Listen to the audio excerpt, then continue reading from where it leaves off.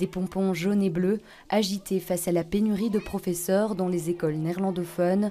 Ces élèves interpellent la ministre flamande de l'enseignement, Zual Demir.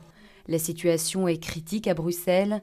Ici, bien que la directrice se démène, il manque 2 temps plein cette année. Une classe sans prof, c'est pas une classe. Donc ça fait qu'on a beaucoup d'élèves qui doivent rater des cours, qui ont du retard. On reçoit des professeurs qui ne sont pas qualifiés.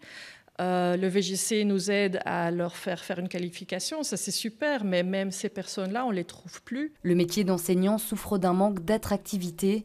La situation de pénurie est encore plus forte à Bruxelles qu'en région flamande. Ce matin, nous manquions de 90 enseignants à temps plein dans nos 42 écoles primaires. Il nous manquait 30 enseignants à temps plein dans nos 17 écoles secondaires. Ce sont des chiffres inquiétants. Cela s'explique notamment par le fait que de nombreuses nouvelles fonctions ont été créées, mais aussi par le fait que l'enseignement n'est plus aussi populaire. Le statut de l'enseignant en a souffert.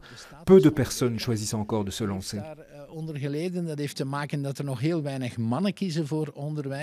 Plus de 85% des professeurs de cette école vivent en dehors de Bruxelles. Sur le long terme, peu reste. Parmi les pistes envisagées pour séduire davantage, la mise en place d'une prime bruxelloise pour les enseignants. C'est possible au niveau budgétaire flamand parce que vous devez savoir qu'il n'y a pas assez de profs en Flandre non plus, mais le problème est plus grave à Bruxelles. Donc ce sont des gens qu'il ne faut pas payer parce qu'ils ne sont pas là. Avec cet argent, on pourrait libérer une enveloppe budgétaire et on le fait déjà depuis 20 ans pour les policiers à Bruxelles.